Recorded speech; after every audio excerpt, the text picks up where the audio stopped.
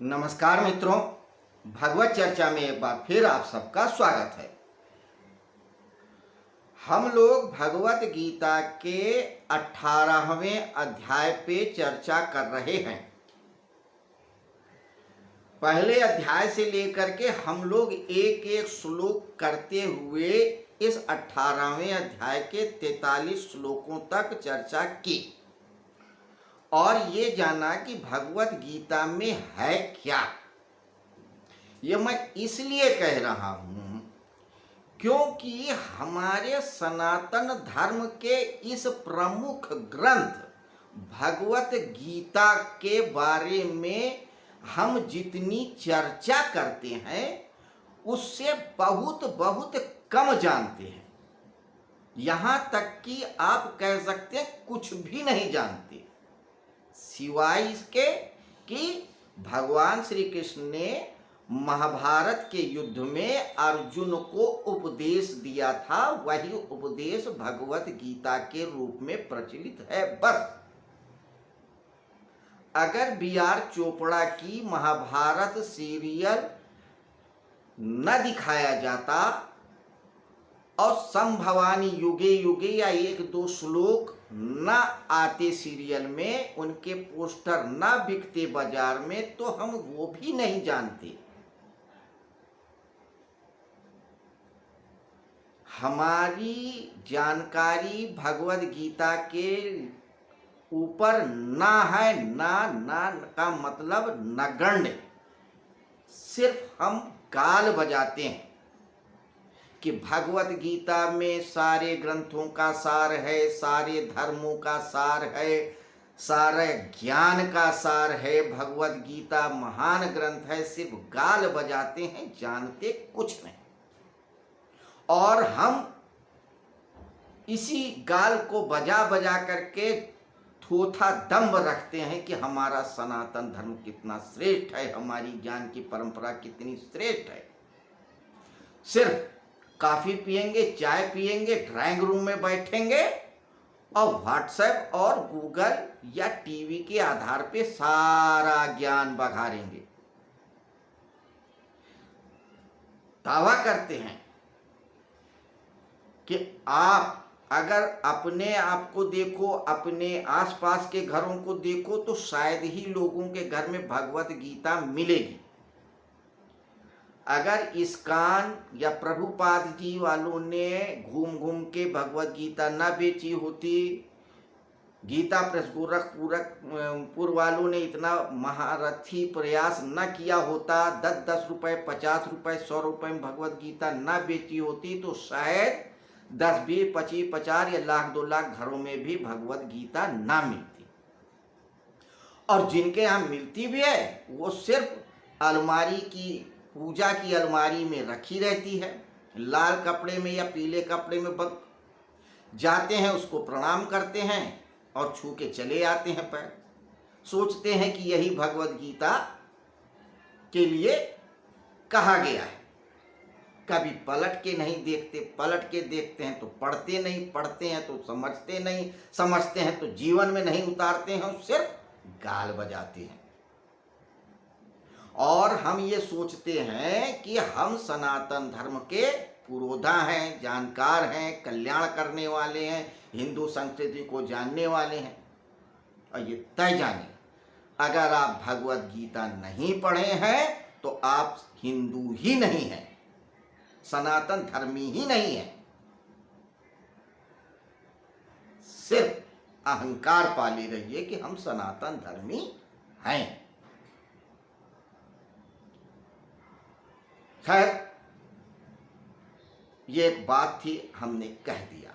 लेकिन हमारा इस भगवत चर्चा को करने का सिर्फ एक मकसद है कि 15 मिनट के इस वीडियो को अगर रोज आप देख लेते हैं या 2-4 वीडियो भी देख लेते हैं तो कुछ तो भगवत गीता के बारे में समझ आ ही जाएगा।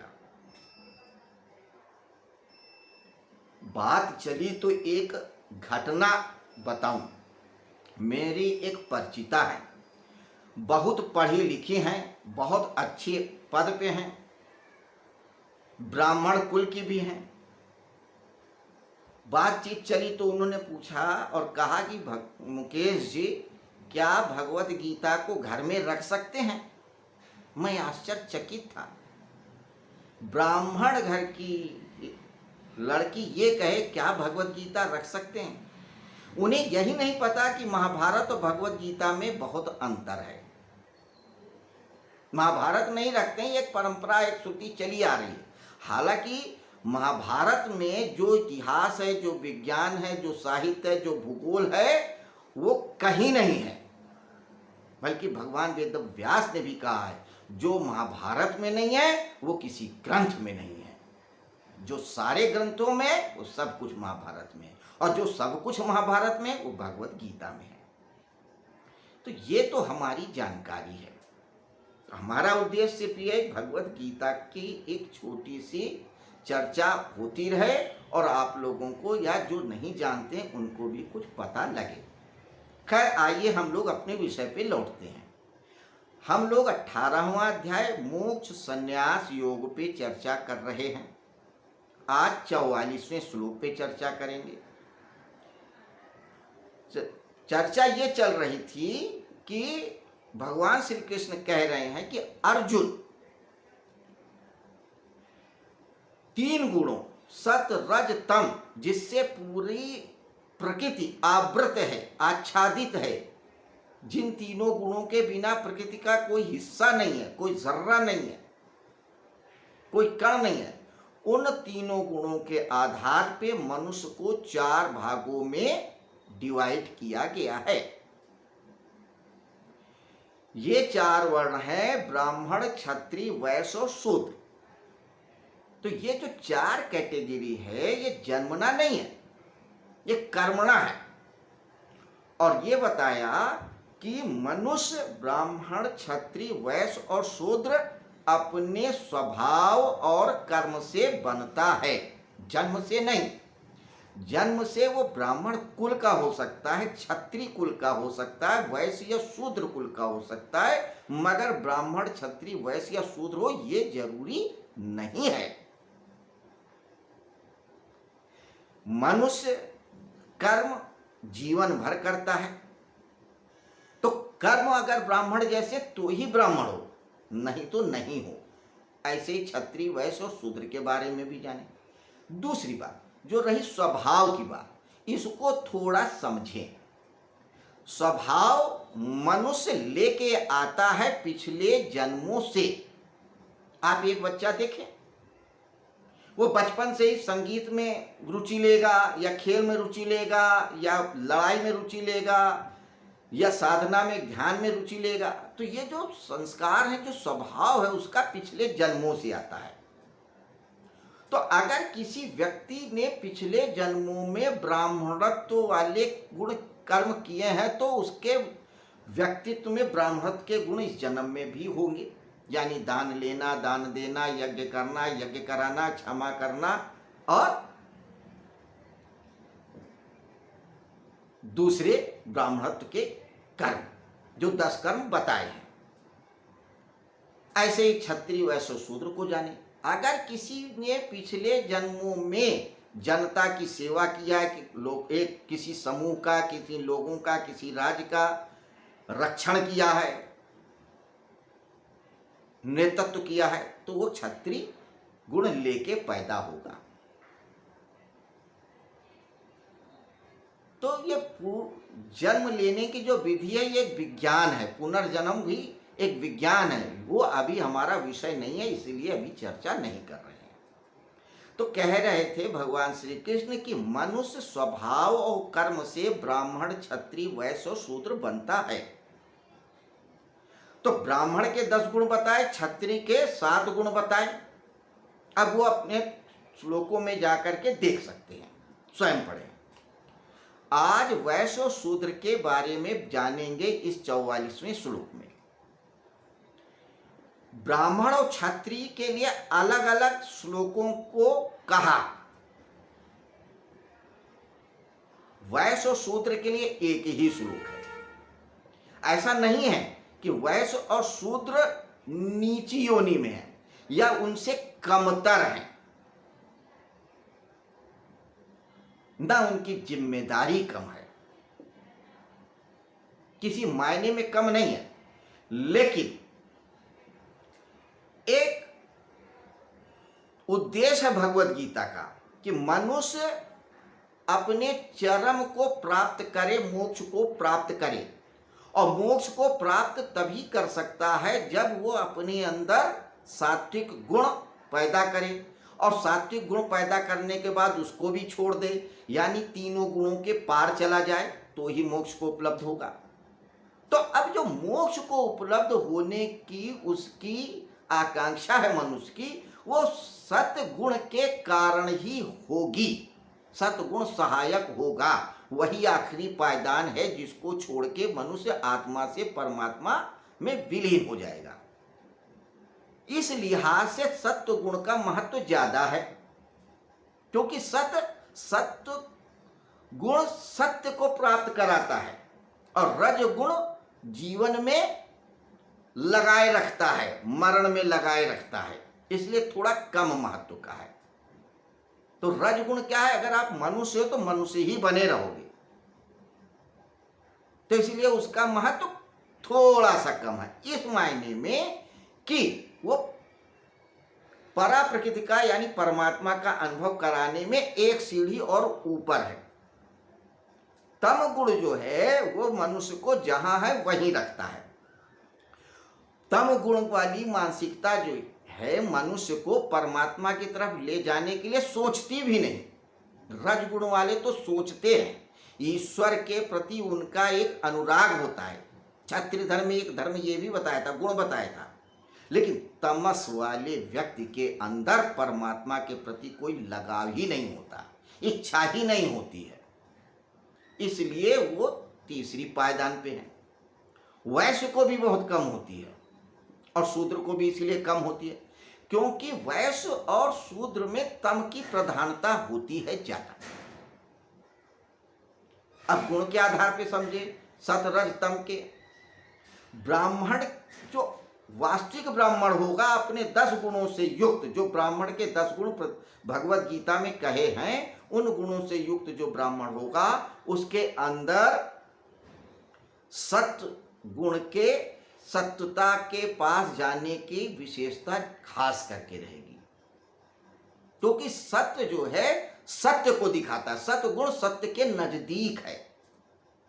रज गुण क्या है, क्रियात्मक है, वो लगाए रखता है, क्रिया में लगाए रखता है, कर्म में। आज एक दुकान बनाई, कल 2 बनाने, परसों 3 बनाने, आज छोटा राज है, फिर बड़ा राज, फिर और बड़ा राज, फिर पूरे विश्व को जीतना है। तैमूर लंग बनना है, हिटलर बनना है, मुसोलिनी बनना है, अकबर बनना है, ये बनना है, वो बनना है, वो लगाए रखता है जन्म मरण में। और तम कहता भैया आराम से बैठे रहो, टीवी देखत रहो और मोबाइल चलावत रहो, यही वो चाहता है। तो तम जहां है वहीं रोक देता है। तो वैश्य ब्राह्मण में सत्वगुण होता है, क्षत्रिय में रजगुण ज्यादा होता है, वैश्य में रज और तम होता है, और शूद्र में तम ही तम होता है। तो क्षत्रिय में सत और रज दोनों का कॉम्बिनेशन होता है, ब्राह्मण में सिर्फ सत का होता है, क्षत्रिय में सत और रज का होता है, लेकिन रज का ज्यादा होगा। वैश्य में क्या होगा, रज और तम का होगा, रज थोड़ा ज्यादा होगा, थोड़ा कम होगा, और रज तम ज्यादा होगा। ऐसे ही शूद्र में तम ही तम होगा। तो इस तरीके से कुछ वर्गीकरण है, एक मोटा मोटा आइडिया आप समझिए। अब आज हम तम गुणों वालों की विशेषता पढ़ेंगे। लंबी हो गई है भूमिका, मगर जरूरी थी। तो श्लोक क्या कहता है, 44वां, कृषि गौ रक्षा वाणिज्यम वैश्य कर्म स्वभावजम परिचर्यात्मकम कर्म शूद्रास्यापि स्वभावजम। खेती करना, गायों की रक्षा करना और व्यापार करना, ये वैश्यों के स्वाभाविक गुण हैं। गौ रक्षा करना, खेती करना और व्यापार करना वैश्यों के स्वाभाविक गुण हैं। देखिए, गौ की बात क्यों कही? क्योंकि भारत हमेशा कृषि प्रधान देश रहा है और गाय की भूमिका बहुत महत्वपूर्ण थी। गाय के बछड़े ही बैल खेत जोतते थे, गाय के गोबर से घर लीपे जाते थे, साफ सफाई होती थी, ईंधन बनाए जाते थे उपले के, गाय के दूध से पौष्टिक आधार पदार्थ बनाए जाते थे, भोजन के लिए, बच्चों के लिए, बूढ़ों के लिए, सबके लिए होता था। दूध घी दही बनाए जाते थे, गौमूत्र भी दवाई के लिए काम में आते थे। तो यानी गाय जीवन के हर अंग में उपयोगी होती थी। खेती ही मुख्य व्यवसाय होता था और बाकी तरह के व्यापार तो ये वैश्यों के गुण होते। स्वाभाविक शब्द देखो, इनमें भी कहा और इसमें भी कहा, सब में। स्वाभाविक का मतलब ऊपर से ओढ़ा नहीं है, किसी ने डंडा नहीं मारा कि तुमको बनियागिरी करना ही है, व्यापार करना ही है, तुमको किसी की सेवा करना ही है। स्वभाव, आदमी का स्वभाव जैसा होता है। अब हमारे यहाँ क्या होता है, डंडा मारते हैं, नहीं। ब्राह्मण के घर में भी कहते हैं माँ बाप, अरे सत्यनारायण की कथा सुना के किसी का पेट भरा है क्या? अब तो फिर भी कह रहे हैं थोड़ा मोटी दक्षिणा मिलती है इसलिए, वरना एक जमाने में ये कहना शुरू कर दिया था कि भैया पढ़ो लिखो, नौकरी करो, बिजनेस करो, इस जजमनकी में कुछ नहीं है, कुछ नहीं मिलेगा जजमनकी में। सत्यनारायण की कथा बाँचोगे कितना मिलेगा? पहले तो 1.25 रुपया मिलता था, 11 रुपये 101, 501 मिल जाएगा, 501 में घर चलेगा। तो अब डंडा मारा जाता, भैया तुम ब्राह्मण मत बनो, वैश्य बन जाओ, बनिया बन जाओ, नेता बन जाओ, अभिनेता बन जाओ, गुंडा बन जाओ, मवाली बन जाओ, ब्राह्मणत्व तो ना करो। तो ब्राह्मण वही है जो स्वाभाविक, जिसके अंदर से हो कि हमें यज्ञ करना है, यज्ञ कराना है, दान देना है, दान लेना है, क्षमा करना है, पढ़ना है, पढ़ाना है, ये सारे गुण जो 10 गुण हैं वो। तो ऐसे ही वैश्यों में जिसके अंदर स्वाभाविक गुण है व्यापार करने का, खेती करने का और गौ पालन का, वही वैश्य है। इसके आगे, चारों वर्णों की सेवा करना शूद्र का भी स्वाभाविक धर्म है। अच्छा, समाज में बहुत से लोग होते हैं जो कुछ करना ही नहीं चाहते। पंडित जी पास गए, आप देख लीजिए, जो शूद्र होगा वो ब्राह्मण पंडित देवता के पास जाकर के पैर छू, अरे पंडित जी पाए लगी, अरे पंडित जी आप तो बड़े विद्वान हैं, जरा हमें भी समझा दें कैसे ध्यान करते हैं, साधना करते हैं, थोड़ा हमारा भी जो है ये जन्म बन जाए, अगला जन्म बन जाए। खुद नहीं करेंगे, खुद नहीं पढ़ेंगे, कुछ नहीं करेंगे। जिसने 25-50 साल ध्यान किया, पूजा किया, साधना किया, ग्रंथ पढ़ा, मंत्र पढ़ा, यंत्र पढ़ा, उससे पूछ लेंगे भैया आप बता दो, मंत्र दे दो, कोई तकनीक बता दो, आशीर्वाद दे दो, हम कृपा पात्र बन जाएं। सिर पे हाथ धर दो, कुंडली जग जाए, आशीर्वाद दे दो, भगवान की कृपा हो जाए। खुद कुछ ना करें।